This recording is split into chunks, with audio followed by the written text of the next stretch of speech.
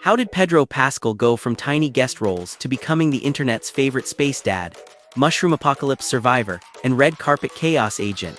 This video follows the public, funny, surprising, and genuinely impressive moments that shaped his career.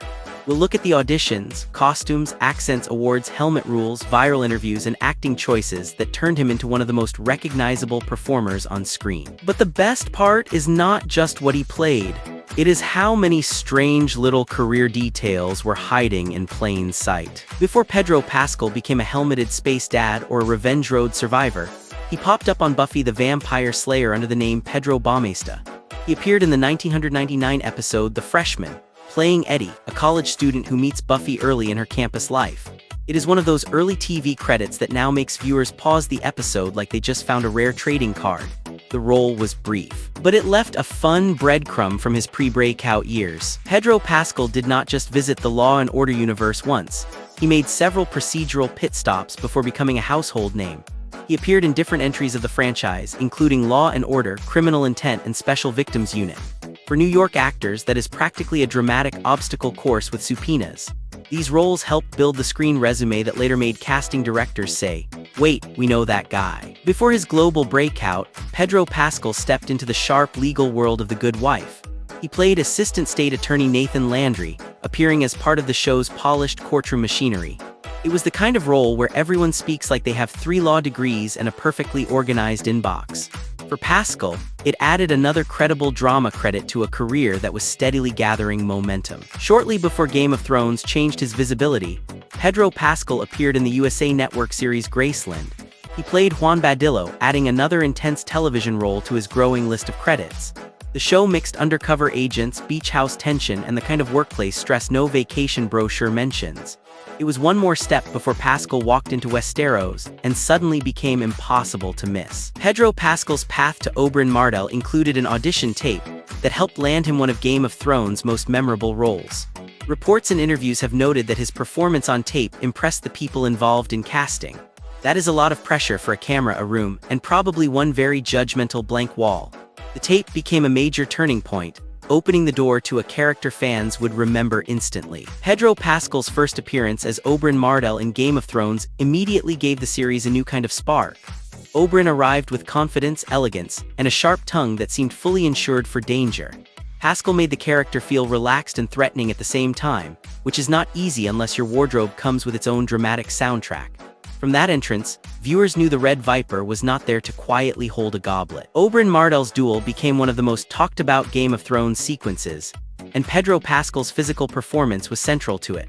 The scene required style, movement, and a weapon that made standing still look like the wrong career choice. Pascal helped sell Oberyn's confidence through the way he moved before the fight even reached its brutal conclusion. It turned a combat scene into a character statement with very pointy punctuation. Pedro Pascal's career has often shown how carefully he uses voice, rhythm, and speech choices for different roles. Born in Chile and raised partly in the United States, he grew up with a background that gave him a flexible ear for language. That flexibility helped him move from sleek fantasy prince to grounded modern investigator without sounding like the same guy wearing different jackets. Sometimes the acting toolkit is not a sword or badge, but a well-placed pause. Playing DEA agent Javier Peña in Narcos gave Pedro Pascal a major international spotlight after years of steady television work. The Netflix series premiered in 2015 and put him at the center of a tense crime drama watched around the world. Suddenly, he was not just that actor from that episode. He was a lead carrying whole stretches of the story. It was a career upgrade with a badge, a mustache, and an extremely serious desk. As Javier Peña in Narcos, Pedro Pascal shaped the role with a controlled, dry delivery that made the character feel alert without explaining every thought. His performance leaned on watchful reactions, clipped lines, and a steady presence inside chaotic investigations. It was the kind of acting where a glance could do the paperwork of an entire monologue. That rhythm helped Peña feel sharp, tired, and always 2 steps away from needing stronger coffee. Pedro Pascal entered Kingsman, the Golden Circle, as Agent Whiskey, and his weapon of choice was not exactly standard spy equipment. Instead of quietly pressing buttons in a secret lab, Whiskey fought with an electrified lasso that turned cowboy flair into action movie chaos. The scenes gave Pascal a chance to mix swagger, comedy, and stunt-heavy movement in one very shiny package. It was basically secret agent fencing, if the sword had grown up on a ranch. Agent Whiskey also gave Pedro Pascal one of his loudest screen wardrobes. In Kingsman, The golden circle, his look blended denim, cowboy details, and polished spy confidence, making him stand out even in a movie full of wild suits and gadgets. The costume helped sell whiskey before he even started throwing the lasso around. It was the rare outfit that said, "I can save the world, but I may also judge your barbecue technique." Pedro Pascal became the lead of The Mandalorian while spending much of the role behind a helmet. That is a strange acting challenge, because the usual tools like eyebrows doing dramatic gymnastics are mostly unavailable. The show built Din Djarin around strict armor, a hidden face, and a code that made every reveal feel important. Pascal had to make a masked character feel readable, which is like doing a close-up through a refrigerator door. Playing Din Djarin meant Pedro Pascal often had to communicate with voice, posture, and tiny pauses instead of facial expression. The Mandalorian armor looks impressive, but it also limits the easy emotional shortcuts actors usually get. That made timing and physical restraint especially important, because a slight turn of the helmet could carry a whole reaction.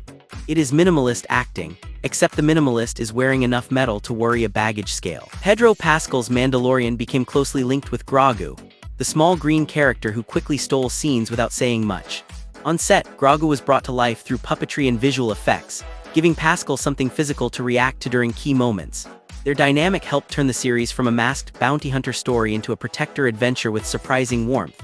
Grogu may be tiny, but in scene-stealing terms, he arrived with industrial equipment. Because Din Djarin's face is usually covered, Pedro Pascal's voice became one of the character's main emotional instruments. He used careful rhythm, pauses, and a controlled tone to make the armored bounty hunter feel direct without turning him into a robot. The performance had to suggest concern, irritation, patience, and danger through sound alone. Basically, Pascal made helmet audio do the job of an entire face, which is unfair to microphones everywhere. The Mandalorian turned Pedro Pascal's Din Djarin into a reluctant guardian figure almost by accident of story momentum. At first, he was a professional hunter with a mission, but protecting Grogu shifted the character's whole purpose. That protector dynamic became one of the show's defining hooks and helped make Din a pop culture example of the gruff caretaker. It is a classic promotion. One day you collect bounties, the next day you are packing snacks for hyperspace. Pedro Pascal was cast as Joel in HBO's adaptation of The Last of Us, one of television's most watched video game adaptations. The role placed him in a story already known for emotional weight, survival tension, and a very intense fan base. Pascal stepped into Joel as a guarded survivor, bringing a different screen energy from his armored space role. It was another protector part, but this time the helmet budget was replaced by flannel and emotional damage. As Joel in The Last of Us, Pedro Pascal often used a lower, quieter delivery instead of playing every danger at full volume. That restraint matched a character who keeps emotions locked down while the world around him keeps falling apart. In big tense scenes, Joel's silence and short answers could feel louder than shouting.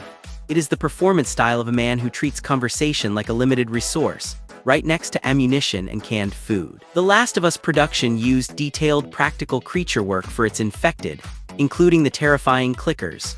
For Pedro Pascal, that meant the horror was not just a tennis ball waiting for visual effects later.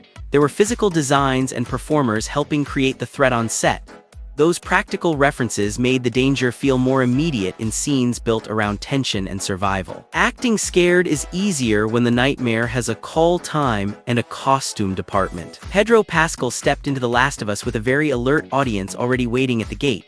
The original game was known for its emotional story, so fans were not just checking costumes, they were checking pauses, tone, and eyebrow levels.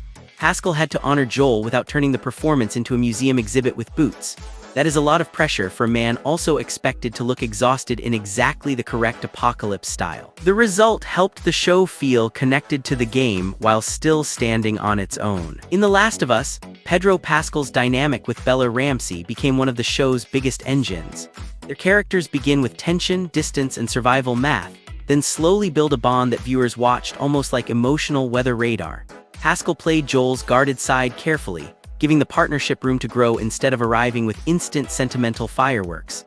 It is basically the world's most stressful road trip. Minus snacks and with far worse rest stops.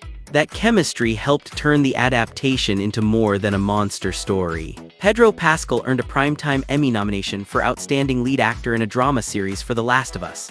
The nomination recognized his performance as Joel, a role built from silence, restraint, and the occasional look that says 10 pages without requesting more dialogue. It was also part of the show's wider awards success, with the series receiving major Emmy attention. For an apocalypse drama, that is a surprisingly formal way to say, Nice emotional damage. The nomination marked a major television milestone in Pascal's career. Pedro Pascal hosted Saturday Night Live in February 2023, bringing his dramatic screen presence into live sketch comedy. The episode let him play broadly, move fast, and show viewers a looser side than the armored bounty hunter or the exhausted survivor.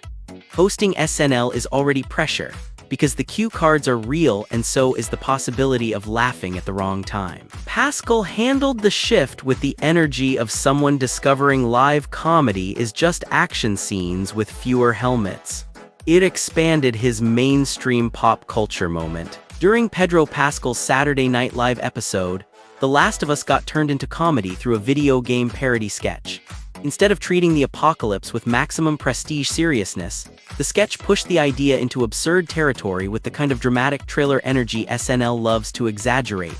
Pascal leaned into the joke, proving he could survive both infected creatures and live comedy pacing. It was the rare fungus-adjacent moment that did not require viewers to hide behind a couch. The sketch kept his Joel era firmly in the conversation. Pedro Pascal's press appearances often became popular because he did not treat every interview like a diplomatic summit. In junkets and talk show clips, he frequently laughed openly, reacted quickly, and let awkward questions turn into relaxed moments. That made standard promotional conversations feel less like product labels being read aloud, and more like someone survived a long press day with jokes still functioning. His laugh practically became its own supporting character with excellent timing and no trailer. Those clips helped keep his public image lively between roles. Pedro Pascal's red carpet stance became a mini-event when fans noticed he often posed with one knee bent.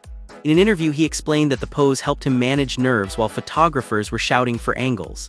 It turned a small coping habit into a recognizable public signature, which is much more efficient than carrying a sign that says, "Red carpets are intense." The funny part is that the knee became almost as discussed as the outfit. It showed how even a pose can become part of celebrity folklore. At the 2023 Met Gala, Pedro Pascal arrived in a bold red Valentino look with a long coat, black shorts, and serious fashion confidence. The outfit quickly drew attention because it mixed formal drama with exposed knees, which apparently was exactly the plot twist the carpet needed.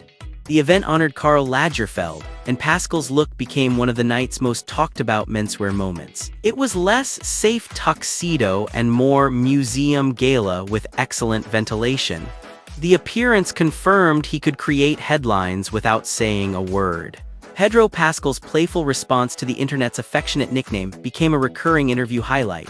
Instead of fighting the meme with a 10-point legal strategy, he usually reacted with humor, surprise, or a dramatic little acceptance speech energy.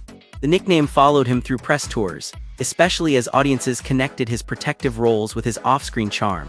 It is one of those internet labels that sounds impossible to schedule, yet somehow arrives to every interview early. Pascal's relaxed handling of it turned a meme into a running public joke. Pedro Pascal co-starred with Nicolas Cage in The Unbearable Weight of Massive Talent, playing Javi Gutierrez, an extremely enthusiastic billionaire fan. The film turned celebrity admiration into a buddy comedy engine, with Pascal's character treating Cage with the excitement of someone meeting both an actor and a national monument. Their scenes leaned into warmth, weirdness, and high-energy friendship rather than a simple action setup. It is basically fan behavior with a luxury budget and much better locations. The role gave Pascal a bright comic showcase outside his heavier television work. Pedro Pascal's role as Javi in The Unbearable Weight of Massive Talent could have been pure chaos in designer sunglasses. Instead, he played Nicolas Cage superfan with a strange mix of sincerity, nerves, and full-speed comedy. The film's wild meta idea works because Javi treats every bizarre moment like an emotional emergency with excellent vacation lighting. It is basically a buddy comedy where the bromance arrives wearing linen. And Pascal helped make the madness feel oddly warm. Pedro Pascal entered superhero spectacle as Maxwell Lord in Wonder Woman 1984. The role placed him inside a bright, glossy world of wishes, television screens, sharp suits, and maximum 1980s confidence. He played the character with the energy of a motivational speaker who has found the volume knob and snapped it off. In a film full of comic book scale, Pascal leaned into the theatrical side without blinking. The result was villain mode, but with shoulder pads doing backup vocals. Maxwell Lord's hair in Wonder Woman 1984 was not just styled. It seemed ready to host its own press conference. Pedro Pascal's character came with a carefully sculpted 1980s look that matched the film's oversized colors, ambition, and television show polish. The hair helped sell the character before he even started promising impossible dreams. It was part villain costume, part corporate weather system. Sometimes a performance begins with dialogue, and sometimes it begins with industrial strength volume. Pedro Pascal added a major action thriller credit with The Equalizer 2, appearing opposite Denzel Washington. In the film, Pascal played Dave York, placing him inside a tense story built around loyalty, danger, and controlled intensity. Sharing scenes with Washington is not exactly a casual Tuesday at the office. It is more like acting next to a thunderstorm that also knows its marks. The role showed Pascal could step comfortably into darker, harder-edge studio action. In Netflix's Triple Frontier, Pedro Pascal joined an ensemble cast for a tough action heist story. He played Francisco Catfish Morales, one member of a team pulled into a dangerous mission where trust matters as much as firepower. The film gave Pascal a role inside sweaty terrain, heavy gear, and decisions that never look good on a spreadsheet. It is the kind of heist where the getaway plan seems to need its own emergency plan. Pascal fit neatly into the group pressure cooker. Before some of his biggest franchise moments, Pedro Pascal starred in the indie sci-fi film Prospect. He played Ezra, a talkative survivor moving through a dangerous alien moon setting built with gritty, practical texture. The movie mixed space helmets, forests, and Western tension without making everything feel shiny and clean. It is science fiction that looks like someone packed a spaceship with camping gear and bad decisions. Pascal's performance helped give the small film a sharp, lived-in edge. Pedro Pascal expanded into animated storytelling with DreamWorks' The Wild Robot. He joined the voice cast as Fink, bringing his recognizable screen presence into a world built from forests, animals, and a stranded robot. Voice acting gives performers no costume, no dramatic walk, and no helpful eyebrow close-up. Basically, the microphone asks, can you do all that using only sound? Pascal's casting added another playful corner to a resume already full of very different worlds. Long before his biggest screen roles, Pedro Pascal built serious experience in theater.